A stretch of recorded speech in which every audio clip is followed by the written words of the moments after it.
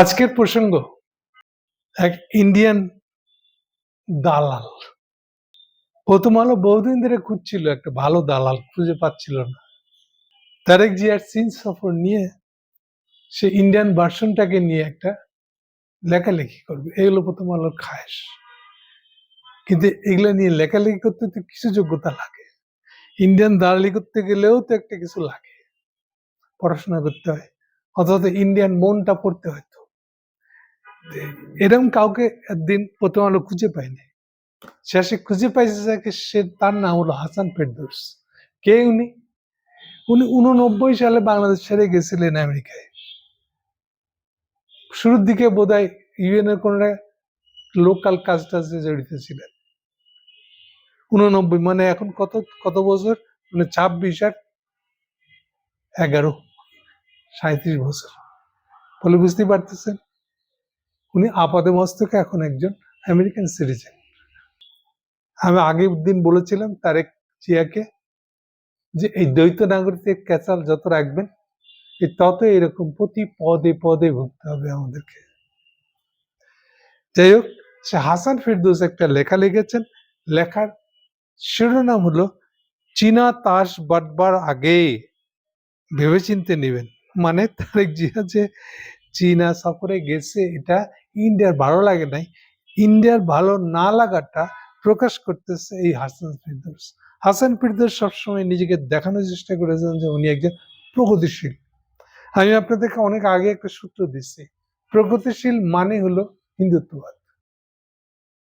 হিন্দুত্ববাদটাই যে জামা গায়ে দিয়ে সামনে আসে সেটা হলো প্রগতিশীলতা।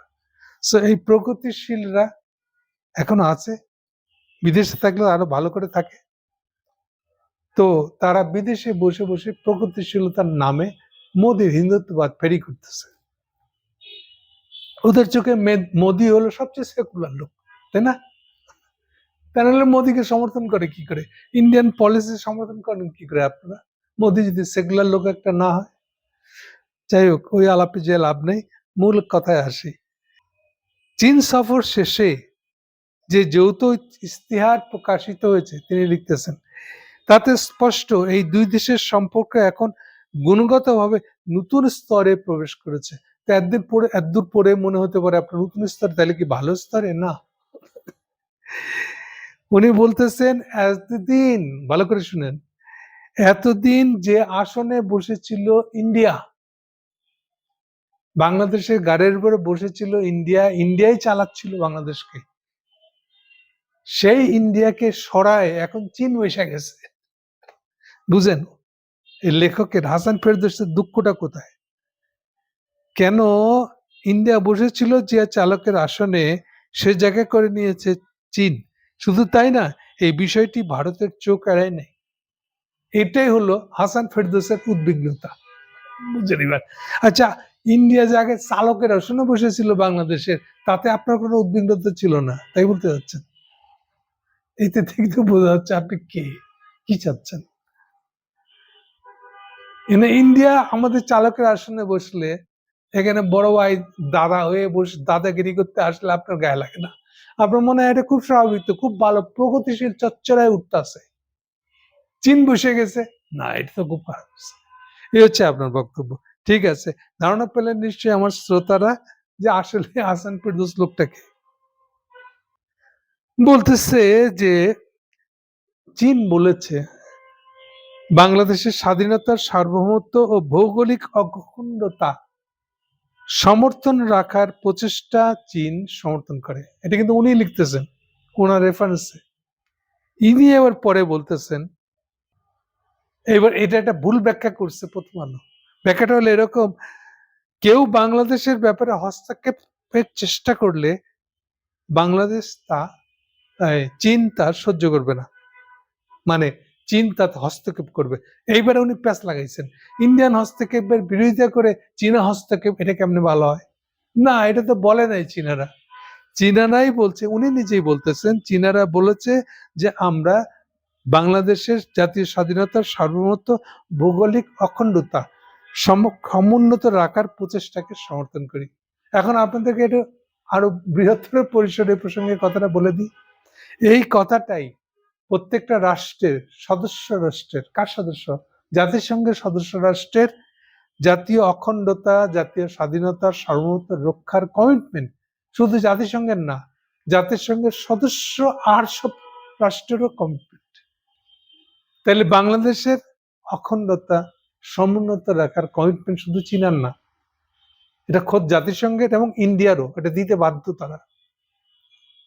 এখন সেই কথা ফালায় রেখে আপনি মনে করতেছেন চীন এই কথাটা বলছে মানে হলো চীন ইন্ডিয়াকে উপলক্ষ করে বলেছে। উনি বলছেন যে একথা বুঝতে তো আর কাউকে রকেট বিজ্ঞানী হতে হয় না, উনি রকেট বিজ্ঞানী না হয়ে এটা বুঝতে পারছেন। ফলে সবাই এটা বুঝেন চীন কেন ইন্ডিয়ান হস্তক্ষেপ যেটা এতদিন ছিল এটাকে সরায় নিজে হস্তক্ষেপ করতে যাচ্ছে। এটা হচ্ছে হাসান ফিরদৌসের বক্তব্য। অথচ উনি নিজেই বলতেছে চীন এটা বলে নাই। চীন বলেছে যে বাংলাদেশের সার্বভৌমত্ব রক্ষার পক্ষে চীন থাকবে। Nothing wrong. সেম কথা তো আসলে ইউএনও বলে। এটি ইউএন এর ঘোষিত ওই যেটা জন্ম ঘোষণা বলে যে বক্তব্যটা আছে জাতিসংঘের 2002 সালের, সেই ঘোষণাতে এটাই বলা আছে। এটা না জেনে না শুনে ইন্ডিয়ান দালালি করতে গেলে তো হবে না, প্রগতিশীল মারাইতে গেলে হবে না, হিন্দুত্ববাদ মারাইতে গেলে এমনি হবে না, এটা পড়াশোনা করতে হবে। আমেরিকায় বুঝতে থাকলে জাতিসংঘ একটু ঘষাঘষি করলে তো এটা জানা হয়ে যাবে না, জানতে গেলে পড়াশোনা করতে হবে। এনিওয়ে, ভারতীয়দের চোখে তা ভালো লাগে নাই, ভালো লাগারই কথা। সরকারিভাবে তারা অবশ্য কূটনৈতিক প্রটোকল বজায় রেখে বিষয়টি তারা পর্যবেক্ষণ করেছে বলেছে। কিন্তু ভারতীয় সংবাদ মাধ্যম তো প্রোটোকলের দরদার না। আচ্ছা, আমরা কি জানি না ভারতীয় কোন সংবাদ মাধ্যমটা আছে যেটা গদি মিডিয়া না, যেটা মোদির কাছ থেকে টাকা না নিয়ে রিপোর্ট ছাপে? এমন কোন একটা মিডিয়া কি এই কালে বাকি আছে? বিশেষ করে 19 সালের কোভিডের পর থেকে উনি এখন ভাব ধরতেছেন ইন্ডিয়ান মিডিয়া খুব স্বাধীন। ইন্ডিয়ান মিডিয়া স্বাধীন তো বলুক না, মোদির সমালোচনা করে বাংলাদেশে হস্তক্ষেপ করতে গেছে কেন সেটার সমালোচনা করাটা আর্টিকেল লেখুক না দেখি, কত বড় মুরুদ আছে, স্বাধীনতা মারান। যাই হোক, এগুলা বলে শেষ করা যাবে না। এনিওয়ে, তো সেগুলোতে ইন্ডিয়ান সেই সব মিডিয়াতে কি কি ছাপা হয়েছে তারেকের চীন সফর নিয়ে, সেইটা এখন বয়ান দেবেন উনি। পুরো আর্টিকেলটাই হলো ইন্ডিয়ান প্রতিক্রিয়া কি হয়েছে তারেকের সফর নিয়ে। তার সমস্ত পত্রিকা গাইডে সেগুলোকে কাট কাট করে উঠে নিয়ে এসে এই তার লেখার মধ্যে ছাপছে। যেমন একটা ছাপছে হলো রেফারেন্সও দিয়ে দিচ্ছে। পত্রিকাটার নাম, মিডিয়াটার নাম হলো মোংলাউন CNN নিউজ 18। এটা এককালে CNN ইন্ডিয়া থেকে নিউজ কালেক্ট করবে বলে এই প্রতিষ্ঠানটা করছিল। এটা হলো আসলে ওই আম্বানির পত্রিকা। এনিওয়ে, কিন্তু এখন CNN এর সাথে সম্পর্ক না থাকলেও CNN তো নামের মধ্যে রয়ে গেছে। এনিওয়ে, সেই পত্রিকা কি লিখেছে, তারেক রহমান সরকারের ক্ষমতা আসার পরে যে সেদেশের নীতিতে যে পরিবর্তন এসেছে তা ভারতীয় পূর্বাঞ্চলের নিরাপত্তা ও আঞ্চলিক সীমান্ত কূটনীতিতে এক বড় ধরনের ধাক্কার মুখে ফেলে দিছে। আচ্ছা, আমাদের সাথে চীনের সম্পর্ক হচ্ছে একটা বাণিজ্যিক সম্পর্ক, তাতে আপনাদের সম্পর্ক সমস্যা কি?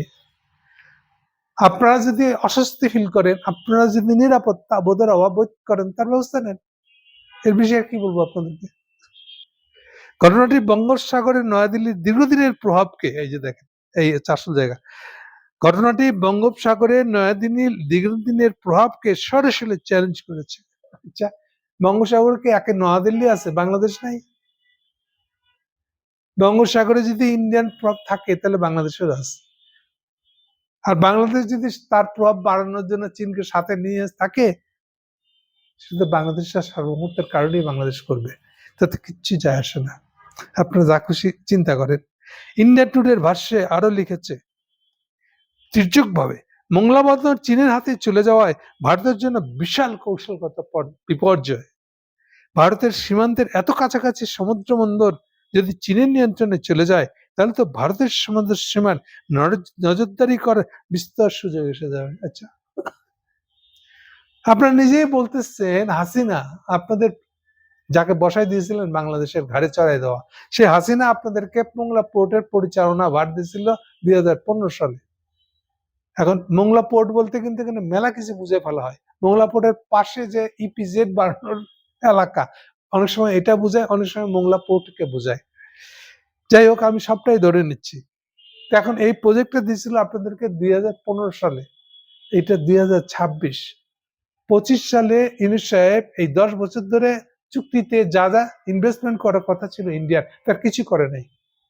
এমনিতেই সেখানে লেখা ছিল 75% যে বিনিয়োগ করবে এর সবটা ইন্ডিয়া থেকে কিনে আনতে হবে, বুঝলেন? এমনকি লেবার, সিমেন্ট টিমেন্ট তো বটেই, লেবারও ইন্ডিয়া থেকে আনতে পারবে। বুঝে নেবার ছেঁচড়া কাকে বলে? আইসে বিনিয়োগ লোন দিতে, তাও কিছু করতে পারে নাই। তা আমরা কি 10 বছর ধরে এটা ভালো রাখবো আপনার নিরাপত্তা চিন্তা করে? আপনি যে সুযোগ পাইছিলেন, ইন্ডিয়া যে সুযোগ পাইছিল, তার বাপের ভাগ্যে, হাসান ফেরদৌসের বাপের ভাগ্যে, উনার খেয়াল নাই, আক্কেল নাই। হ্যাঁ, 10 বছর দিয়ে ভালো রাখছে, এখন আপনি এটা কান্নাকাটি করতেছেন। ইন্ডিয়ান পত্রিকা কি লিখলো, এটা আপনার জন্য একটা বড় মাথার ব্যথা হয়েছে? খেদমত করতে আইছেন? হ্যাঁ, ইন্ডিয়ান দালালি করেন গিয়া বাংলাদেশ আইছেন কেন? বাংলাদেশ নিয়ে কিছু লেখার যোগ্যতাই আপনার নাই। আর আপনার যদি নাগরিকত্ব থাকে, ওটা এখন কাটতে বানানোর, ছাইটে বানানোর সময় হয়ে গেছে এই কথাগুলো লেখার পরে। আমাদের ভীষণ ভীষণ সতর্ক হওয়া দরকার। তখন সতর্ক, ইন্ডিয়ার সতর্ক হতে চাইলে আমরা কি করব? আমরা কেউ না করছি? তারপর দেখেন লিখছে না শুধু দেশি না। আচ্ছা, দেশি কে?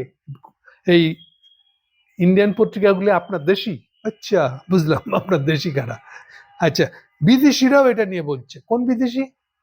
কুগেলম্যান। আপনারা অনেকে জানেন কুগেলম্যান আমেরিকান ফরেন পলিসি বলে পত্রিকায় সাপ্তাহিক কলাম লিখে, সেখানে সাউথ ইস্ট এশিয়া নিয়ে একটা একটা না একটা আর্টিকেল থাকে, হয় ইন্ডিয়া, বাংলাদেশ, পাকিস্তান, অথবা এই এলাকার কোন একটা দেশ নিয়ে। তো সেখানেও উনি লিখেছেন যে কুগেলম্যান এই সফরে শুধু বাংলাদেশ ও বাংলাদেশের সাথে এটা একটা রুটিন সাক্ষাৎকার হিসেবে দেখেন নাই, এটার উদ্দেশ্য ভারতের প্রতি একটা বার্তা পাঠানো। আচ্ছা, আমরা কি বার্তা পাঠাতে পারবো না? এটা কি বলছে কুগেলম্যান? কুগেলম্যান কে? কুগেলম্যান হলো আসলে ডেমোক্রেটদের আরেক দালাল। আরো সরাসরি বললে, যে সময় থেকে চাকরিটা নেছে, এটা হলো বাইডেনের আমলটা পার করছেন উনি। বাইডেনের আমল পার করে বাইডেন যে 3 বছর হাসিনা বিরোধী আন্দোলন করতে আমাদেরকে সায় দিয়েছিল, ওইটা বিরোধী ছিলেন উনি। ওই সময়কার কাগজপত্র ওনার লেখা খুঁজে দেখেন, তাহলে বুঝবেন কুগেলম্যান কে। কারণ আসলে বাইডেনের আসল ইচ্ছা তো আমাদেরকে সাহায্য করা ছিল না, আসল ইচ্ছা ছিল আমরা যেন চীনের টেকা নিতে না যাই। এই জন্য উনি সরাসরি এই কথাটাই বলেছিলেন। তো সেই কুগেলম্যান এখন কি বলবে? কুগেলম্যানকে এখন মুখে তালা দিয়ে 28 সাল পর্যন্ত বসে থাকতে বলেন। এই ট্রাম্পের আমলে আপনাদের কথা কেউ শুনবে না। না, কুগেলম্যানের কোনো ভাত আছে ট্রাম্পের কাছে? কুগেলম্যানের ভাত আছে, ওনাকে ঢুকাইছে এখন আটলান্টিক কাউন্সিল, তার ফেলো বানাইছে, ওটা হলো ডেমোক্র্যাটদের কুতুবি। তো সে তো লিখবেই। তো কুগেলম্যান যদি আপনার কাজে লাগে, হাসান ফেরদৌস আপনার, তো লাগান, অসুবিধা কি? আমরা কুগেলম্যানের পাত্তা দিই না। এটা কত কুগেলম্যান আইলো গেল। ভারতীয়রা হতাশ, উদ্বিগ্ন। আচ্ছা, ভারতীয়রা হতাশ উদ্বিগ্ন হলে আপনার কি যায় আসে ভাই হাসান ফেরদৌস? হ্যাঁ, আপনি ভারতের হতাশায়, উদ্বিগ্নতায় আপনি কেন উদ্বিগ্ন?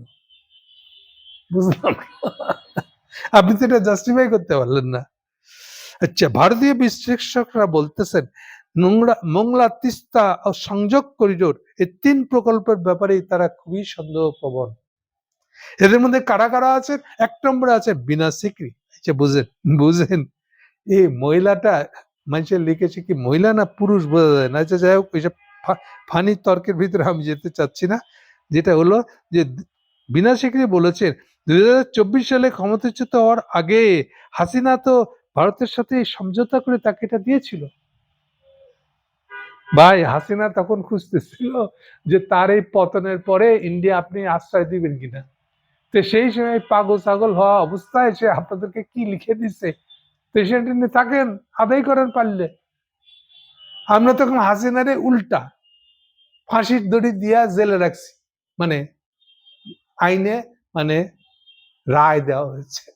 এখন আপনারা ওকে জবরদস্তিতে আশ্রয় দিয়ে রেখে দিচ্ছেন, আর এখানে তর পাইতেছেন যে আপনাদেরকে দেওয়া মোংলা পোর্ট কেন ইউনূস সরকার সরাই দিল, তারেক সরকার খুব খারাপ লোক। দুঃখ করতে থাকেন, আমরা কি করবো? বাংলাদেশটাকে হাসিনা বাপের, হ্যাঁ? আপনি মরার আগে আশ্রয়ের জন্য যাকে যা খুশি তাই লিখে দিয়ে গেছেন, আর এটা বাংলাদেশ মানবে? বাংলাদেশের জনগণ মানবে? বাংলাদেশের একমাত্র বাংলাদেশের ক্ষমতার উত্তরাধিকার বা ক্ষমতা যাদের উপর নির্ভর করে তাহলে বাংলাদেশের জনগণ। বাংলাদেশের জনগণ হাসিনার উপরে বলাই দিচ্ছে, দেন আপনিও খোদা হাফেজ বলেন, আপনি খোদা হাফেজ যান। ভারতের উৎসাহ, তবে আচ্ছা এইবার হাসানপুর পরিষ্কার করে বলতে, মোদ্দা কথা হলো ভারত কিন্তু আর ড্রাইভিং সিটে নাই, এটা হচ্ছে তো দুঃখ। ভারতের ড্রাইভিং সিটে বসে থাকা কি ক্রেডিট না ডিসক্রেডিট? এই যে আমরা বলতেছি ভারত হেজিমনি করতেছে, আধিপত্যবাদ করছে, আপনি নিজেই সেটা স্বীকার করতেছেন, আপনি সেটাকে পজিটিভলি নিচ্ছেন, এই হচ্ছে সমস্যা আপনার সাথে। আপনি তো এই জন্য বাংলাদেশের কেউই না, আপনি ইন্ডিয়ানদের কেউ। এই জন্য বলছি আপনার দ্বৈত নাগরিক বাংলাদেশ থেকে কেটে দেওয়া উচিত। আপনার তখন আনুগত্য নাই দেশের প্রতি। এখন কি বলতেছেন? চীনা তাসের ব্যাপারে সাবধান থাকবেন। কেন? এইবার পুরান আলাপ নিয়ে আসছে, ঋণের ফাঁদে, চীনা ঋণের ফাঁদে। আচ্ছা ভাই, চীনা ঋণের ফাঁদের একটা গল্প তো আনছিলেন আপনারা কোন কালে, আমরা জানি না? যখন ইন্ডিয়ানরা যখন আমেরিকানরা বাংলাদেশকে ইন্ডিয়ার হাতে তুলে দিয়েছিল, তখন এগুলা ঋণের ফাঁদের গল্প দিয়েছিলেন আপনারা। কিন্তু সেই সব গল্প কোথায় গেছে 16 সালের মধ্যে? কারণ 16 সালের মধ্যে আমেরিকানরা হাই করছিটা কি? ইন্ডিয়াকে আমরা এটা তুলে দিতে আমাদেরকে কিছু দেয় নাই, আর দিয়েও কোনো লাভ হয় নাই। ফলে ইন্ডিয়া যখন ফেরত নিছে, এই ফেরত নেওয়ার আগে যেসব পোলাপানরে স্কলারশিপ দিয়েছিল, ওই তাদেরকে শিখাই দিয়েছিল মুক্তা মালার মতন ইন্ডিয়াকে ঘিরে ধরতেছে চীন। এটা ছিল একটা গল্প। আর একটা হলো সব ঋণের ফলে ফলাইতেছে। আচ্ছা, হাম্বানটোটা, আচ্ছা এই হাম্বানটোটার গল্প যে দিচ্ছেন আপনি, এখন তো শ্রীলঙ্কায় একটা নতুন গভর্নমেন্ট আছে, তারা কি কিছু বলছে? চীনের বিরুদ্ধে তারা হাম্বানটোটা নিয়ে কোনো আলাপ করছে? হাম্বানটোটাকে নিয়ে যখন চীনকে দিয়ে দেওয়া হয়, চীনকে দিয়ে দেওয়া হয় মানেটা কি? সোজা হিসাবটা বুঝেন। চীন যে জিনিসটা ফলো করে সেটা হলো, বিদেশে কাজ পেতে গেলে, বিশেষ করে চীনা প্রাইভেট কন্ট্রাক্টররা বিদেশে কাজ পেতে গেলে, ধরেন বাংলাদেশ সরকার ঘুষ নিচ্ছে কন্ট্রাক্টরের কাছ থেকে, কন্ট্রাক্টরের কাছে ঘুষ নিয়ে এসে কাজ দেয়। তো চীনা কন্ট্রাক্টর দেখছে যেই দেশের যে নিয়ম, আমিও ঘুষ দিয়ে কাজ দিব। এইটা হচ্ছে চীনার তো ফলো করা। ফলে এখন শ্রীলঙ্কা একটা পোর্ট বানাইতে গিয়ে হাম্বানটোটা পোর্ট বানাইতে দিয়া তৎকালীন রাজা পাকসে যদি ঘুষ নিয়ে থাকে চীনা কন্ট্রাক্টরের কাছ থেকে, এইটা কি চীনের দোষ? আচ্ছা, চীনের আবার সহজ নীতিটা দেখেন, যখন সরকার বদলে যায় উপহালায় দেওয়া হয়। মালয়েশিয়া দেখেন, নাজিব রাজ্জাক, এটা খাতাপত্র খোলেন, নাজিব রাজ্জাক প্রায় 15 বছর ধরে মালয়েশিয়ার প্রধানমন্ত্রী ছিল। ফাইনালি উনি এখন জেলখানায় দুর্নীতির দায়। এই মাহাথির মোহাম্মদ আবার ফিরে আসে আনোয়ার ইব্রাহিমের সাথে আঁতাত করে, তাদের মধ্যে ঝগড়ার সুযোগ নিয়ে নাজিব রাজ্জাক ক্ষমতা আসছিল, এবং সেও চীনাদের কাছ থেকে ঘুষ নিয়ে, শুধু চীনা না, যার কাছ থেকে পাইছে তার কাছ থেকে ঘুষ নিয়েছে, ঘুষ নিয়ে এটা করছিল। যখন এসে মাহাথিরা যখন এসে চায়নাদেরকে বলল যে আমরা এটা পুনর্মূল্যায়ন করতে, চায়না করলো নো প্রবলেম, আসেন। এবং হাসতে হাসতে আনোয়ার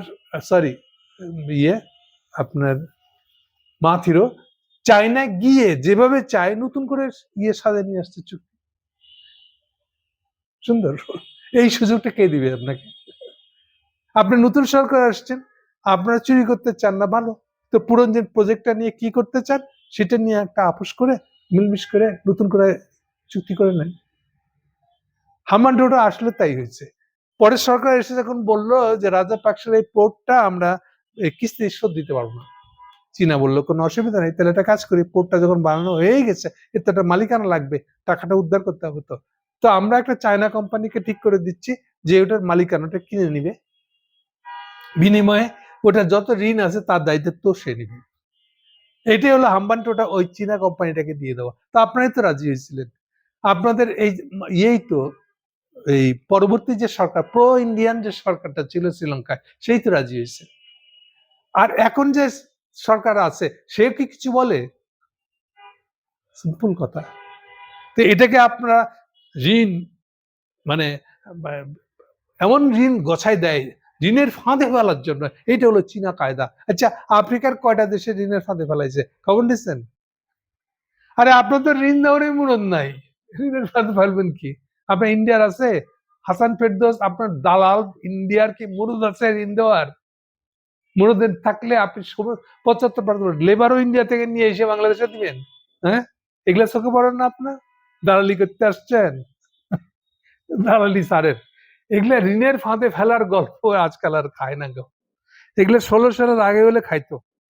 সেগুলা ফালাইতে ওই যে দেখেন আপনাদের ইয়া রাজামোহন আছে না, সেই গল্পটা দিয়েছিল। এই রাজামোহন এখন দেখেন সিঙ্গাপুরে গিয়ে বসে আছে, এই গল্প ফালাই দিছে। দুনিয়াতে একটু খবর রাখেন। ইকোনমিক করিডোর পাকিস্তানের সাথে ইকোনমিক করিডোর কি কিছুই খবর রাখেন না। পাকিস্তান আপত্তি করছে। পাকিস্তানের টোটাল ঋণ কত জানেন? 75 বিলিয়ন। তার মধ্যে এই গোয়াদার পোর্টের মাত্র 22 বিলিয়ন। বুঝছে এবার পাকিস্তানকে মুসরামুসরি করতেছে। তা আপনাদের মনে থাকলে দেন না ঋণ। আর কাকে নেবেন? এরদোয়ান? এরদোয়ান 100 বিলিয়নের উপরে গেছে। বুঝছে এবার এটা দুনিয়াদারির খবর নেন। ঋণ গছায় নিয়ে ঋণের ফাঁদে ফলাচ্ছে কোথায়? আর দোকান তো এখনো ট্রাম্পের বগল বগলে ঘুরতেছে, কিছুই খবর রাখেন না। এই জন্যই আপনারা কমিউনিস্ট, এই জন্যই আপনারা আসলে এক কথায় বললে হিন্দুত্ববাদী। সবশেষে একটা বাক্য বলে রাখি প্রথম আলোকে, এই যে আপনার হাসান ফেরদৌসকে খুঁজে ডেকে নিয়ে এসে মোদির দালালির জন্য তারেক জিয়ার চীন সফরের বিরুদ্ধে একটা এরকম লেখা লিখলেন, হ্যাঁ ভাইবেন না যে এইভাবে দিন যাবে। যদি একবার পুরা খাইছেন এরপর এমন একটা অবস্থা হবে না, আপনি বাংলাদেশ থেকে চারটি বাটি ঘুরে চলে যেতে হবে আপনাদেরকে, আর বাংলাদেশে থাকতে পারবেন না। ইন্ডিয়ান দালালি করবেন এইভাবে ঘাড়ের উপরে বসে বসে, আর বাংলাদেশ চায় চায় দেখবে। এই দিন ভুলে যান, ভালো হয়ে যান, যেটুকু সময় আছে হতে পারলে ভালো, না হতে পারলে আপনার ভবিষ্যৎ অন্ধকার। Thank you.